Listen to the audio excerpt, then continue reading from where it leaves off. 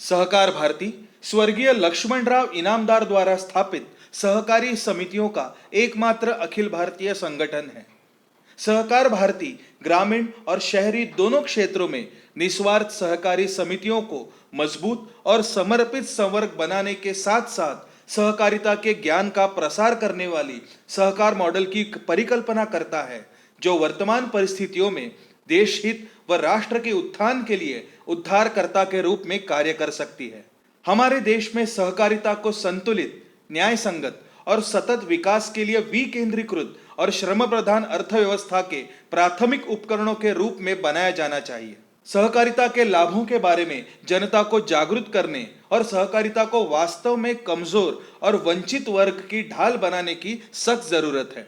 इस उद्देश्य को ध्यान में रखते हुए नियमित अंतराल पर प्रशिक्षण शिविर, व्याख्यान श्रृंखला, सेमिनार, सम्मेलन आदि आयोजित करना आवश्यक है, ताकि जनता को आत्मनिर्भर सहकारी संस्थाओं का निर्माण कर उसे सशक्त बनाया जा सके। सहकार भारती सहकारी संस्थाओं को स्वायत्त रखने और उन्हें बाहरी नियंत्रण और राजनीतिक हस्तक्षेप से बचाने के लिए प्रतिबद्ध है। इस उद्देश्य को ध्यान में रखते हुए सहकार भारती 97वें संविधान संशोधन के अनुरूप राज्य और केंद्रीय सहकारी अधिनियमों में संशोधन के लिए सतत प्रयास कर रही है और करती रहेगी। मीरा भाईंदर के सभी नागरिकों के लिए मीरा भाईंदर मनपा क्षेत्र में अधिकांश लोग मध्यम वर्ग के हैं और उन्होंने अपनी मेहनत की कमाई से अपना घर खरीदा है।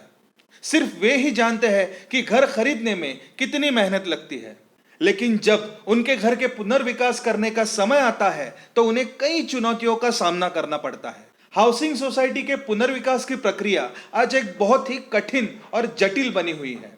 मूल रूप से इस प्रक्रिया को आसानी से पूरा किया जा सकता है यदि सभी कार्यों को कानूनी तरीके से किया जाए, लेकिन वर्तमान राजनीतिक माहौल, डेवलपर के आर्थिक लालच आदि के कारण यह बहुत मुश्किल हो गया है। हाउसिंग सोसाइटी के पुनर्विकास प्रक्रिया को कई और कठिनाइयों का सामना करना पड़ता है। कोऑपरेटिव हाउसिंग सोसाइटी में रहने वाले कुछ स्वार्थी सदस्य अन्य सदस्यों को इन सुविधाओं से वंचित रखते हैं। भले ही भवन अच्छी स्थिति में हो, लेकिन इन लालची लोगों द्वारा महानगरपालिका के कुछ अधिकारियों, स्ट्रक्चरल ऑडिटर आदि द्वारा गलत स्ट्रक्चरल ऑडिट रिपोर्ट बना देते हैं। कुछ लोग ये सब काम अपने निजी फायदे के लिए करते हैं और लोगों को उनके घर से वंचित रखने का प्रयास करते हैं। कुछ सरकारी अधिकारियों और कुछ राजनीतिक नेताओं की मदद से सोसाइटी के सदस्यों पर ऐसा करने का दबाव डाला जाता है।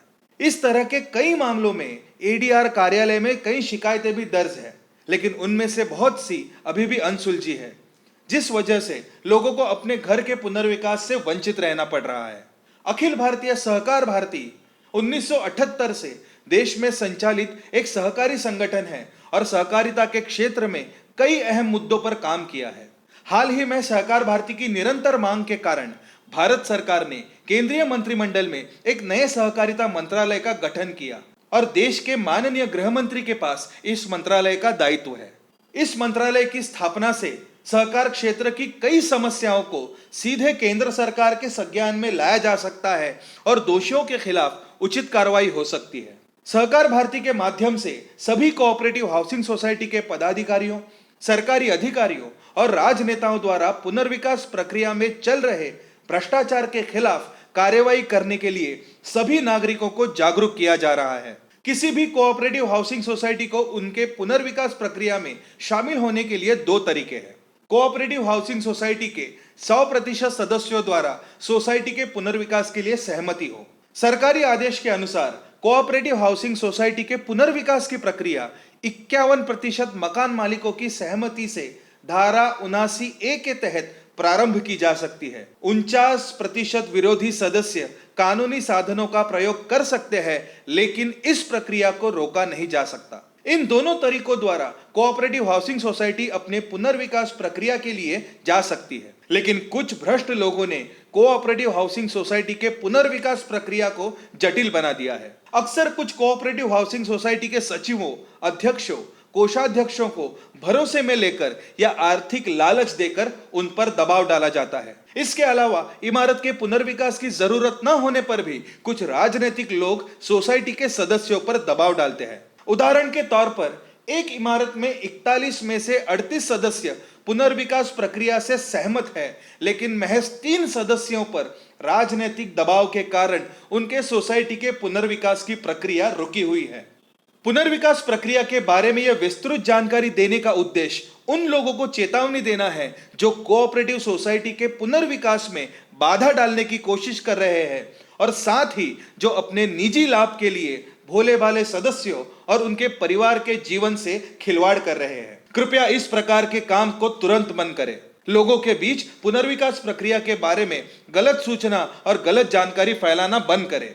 कुछ सरकारी अधिकारियों और राजनीतिक नेताओं के नाम से लोगों पर दबाव डालना बंद करें। कोऑपरेटिव हाउसिंग सोसाइटी के सभी सम्माननीय सदस्यों से अनुरोध है कि ऐसी किसी भी घटना के खिलाफ शिकायत दर्ज करें। आप एडीआर को पत्र के माध्यम से अपनी शिकायत दर्ज करा सकते हैं। उसकी एक प्रति सहकार भारती को भी दे ताकि हमारे पदाधिकारी आपकी मदद कर सके। यदि आपकी शिकायत का समाधान एडीआर कार्यालय से नहीं होता तो आप निम्न क्रम में विभिन्न स्तरों पर अपनी शिकायत दर्ज करा सकते हैं। डीडीआर ठाणे, माननीय सहायक आयुक्त सहकारिता विभाग कोकण भवन, माननीय आयुक्त सहकारिता विभाग महाराष्ट्र राज्य पुणे, माननीय सहकारिता मंत्री महाराष्ट्र राज्य मंत्रालय, माननीय सहकारिता मंत्री केंद्र सरकार दिल्ली, माननीय उच्च न्यायालय मुंबई, माननीय सर्वोच्च न्यायालय दिल्ली।